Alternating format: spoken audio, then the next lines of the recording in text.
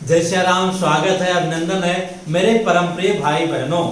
आज हम 16 जुलाई 2020 को श्रावण कृष्ण पक्ष की कामिका एकादशी व्रत के बारे में निवेदन करने जा रहा हूँ।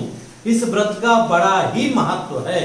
वाजपेयी जैसे इतने बड़े यज्ञ करने का जो पुण्य फल की प्राप्ति होती है, अथवा जो है पवित्र समय में गंगा दिव्य नदी में जाकर स्नान करने का होता है, अन्य सारे जो विशेष से विशेष और कठिन से कठिनतम पूजा पाठ व्रत विधि दान का जो पुण्य फल प्राप्त होता है, वो इस एकादशी व्रत के करने से ही उतना सारा पुण्य हमको प्राप्त हो सकता है। पुण्य हो सकता है थोड़ा आगे पीछे हो जाए, पर ये विशेष हमारे जीवन में जो पाप होते हैं, सबसे बड़ा पाप क्या हुआ? भ्रूण हत्या हुई। जो जन्म ही नहीं लिया उसकी हमने हत्या कर दिया। और उससे भी बड़ा पाप, मतलब छोटे में देखा जाए तो भ्रूण हत्या है, और सबसे बड़ा पाप है ब्रह्म हत्या। दोनों समान रूप से, मतलब इनका तो कितने हजारों वर्षों तक हम नरक में रहते हैं तो भी हमें मुक्ति नहीं मिलती है।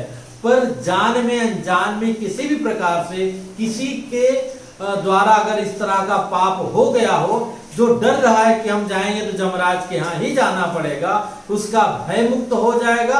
अथवा इससे छोटे बड़े जो भी जिस भी श्रेणी का पाप किया होगा, उन सारे पापों से मुक्ति दिलाने वाली अगर हम इसकी कथा ही ध्यान से सुन लें, समझ लें, तो भी हमें श्रद्धा पूर्वक अगर हम ग्रहण करेंगे तो भगवान की कृपा से प्राप्त हो सकती है। और इस दिन विशेष करके भगवान विष्णु जी के पूजा का, तुलसी दल अर्चन का, शाम के समय में मंदिर अथवा अपने घर के ही देवालय में भगवान का दीप जलाने का, रात्रि जागरण करने का बड़ा ही महत्व है। अगर आपके जीवन में कोई बड़ा पाप हो चुका है, जान में अनजान में, अथवा कभी जो है समाप्त न होने वाले पुण्य की प्राप्ति करना है, भगवान के प्रेम को प्राप्त करना है, तो इस तरह के नियम को हमें अवश्य करना चाहिए। इतना सरल नियम है।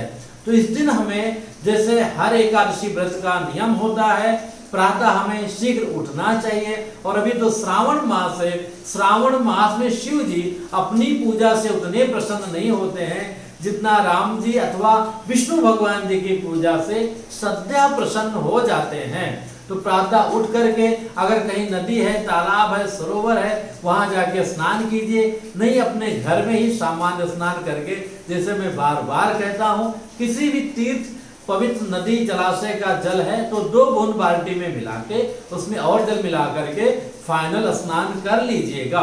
एकादशी व्रत के बारे में भी कई बार मैं निवेदन कर चुका हूँ। एकादशी ने कोई भी व्रत रहे तो उस दिन हमें रेगुलर जो हमारा ब्रश है उसको यूज नहीं करना चाहिए, मंजन नहीं करना चाहिए।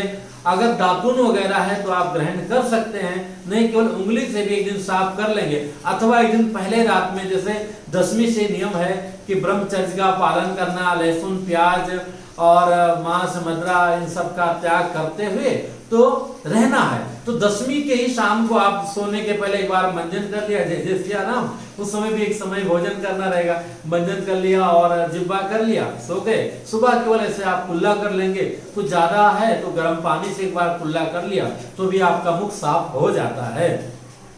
उसके बाद में सामान से अपने भगवान की पूजा करनी चाहिए और आचार्य पुरोहित को बुला करके, आजकल तो ऑनलाइन भी सुविधा है, उनसे भी आप लाभ ले सकते हैं। अथवा स्वयं जैसा भी स्थिति हो, दोपहर में अथवा संध्या वेला में, विशेष करके विष्णु भगवान का नारायण रूप में है, वो जो है कह सकते हैं कि पद्मनाभ के रूप में है, दामोदर के रूप में है, वासुदेव के रूप में है, राम जी के रूप में है। जिस रूप में आपकी आसक्ति हो, अनुरक्ति हो, उस रूप को विशेष मान करके, अथवा घर में जो भी भगवान है उनकी ही जो है पूजा विधिवत कर लीजिए। इस दिन अगर हम सत्यनारायण का जो है अगर कर पाते हैं तो और भी उत्तम है। तो इस तरह से हमें सेवा करना चाहिए। अगर आपको स्वयं करना है तो जैसे नित्य आप भगवान को सामान्य स्नान कराते हैं, इस दिन पंचामृत से स्नान करा के, पुनः जो है गंगा जल मिश्रित जल से स्नान करा के बैठा दिए, टीका लगा दिया। तुलसी दल का बड़ा ही महत्व है और आजकल तो श्रावण महीना में तुलसी दिव्य स्वरूप में प्रकट हैं और उसमें ज़्यादा कोई महंगा भी नहीं है। आप वैसे ला करके नित्य अगर आप 1 पत्ता 5 पत्ता अर्पण करते हैं, पत्ता अर्पण नहीं करना चाहिए, दल समूह अर्पण करना चाहिए। तो इस दिन आप प्रयत्न कीजिए 111 नहीं तो 1008 जो है ओम विष्णवे नमः अथवा जो मंत्र का जाप करते हैं उन मंत्रों से आप अर्पण कर दीजिए। इसके बाद में रात्रि जागरण और रात्रि में जो है दीपदान का बड़ा ही महत्व है। कहा गया है जो व्यक्ति कामिका एकादशी की रात्रि में किसी भी देवालय में जाके बड़ा सा दिया जला के आता है, जो तकरीबन रात्रि पर्यंत प्रज्वलित रह सके अथवा अपने घर में करता है, तो उनके पितृलोक को जो है वैकुंठ लोक की पितृलोक से जो है वो विष्णु लोक में चले जाते हैं और आनंद पूर्वक अमृत का पान करते हैं। और अगर आप जो है तेल का अथवा घी का जो भी दिया पूरा सजा देते हैं, घर को जगमगा देते हैं, तो जो है करोड़ों वर्षों तक जो है करोड़ों आभा संपन्न जो सूर्य नारायण है उनके लोक में अथवा उनकी कृपा से जिस भगवान के प्रति आपकी अनुरक्ति है उनके लोक में रहने का शुभ अवसर आपको प्राप्त होता है।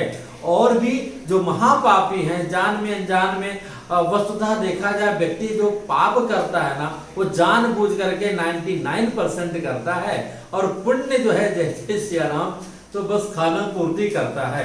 आजकल तो इतना ज्यादा हो गया कि फोन पे बात करते हुए ये करते हुए वो करते हैं, ठाकुर जी नहा रहे और हम उसमें लगे हुए हैं। इन सब से हमें बचना चाहिए, श्रद्धा विश्वास पूर्वक रहना चाहिए। अगर कोई किसी कारण से बीमार है व उस तरह से है तो केवल कथा श्रवण कर लेगा तो भी उसको उसी तरह का पुण्य फल की प्राप्ति होगी। अवश्य कीजिएगा।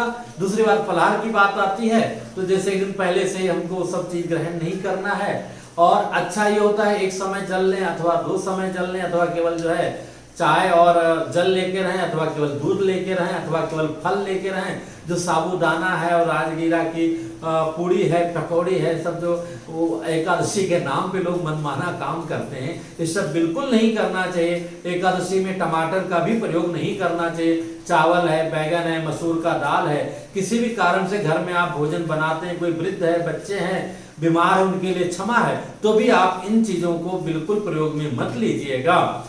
प्रयत्न तो यही कीजिए कि सब लोग जो भी फलाहार है वही ग्रहण करें और हम सबके लिए अच्छा रहेगा।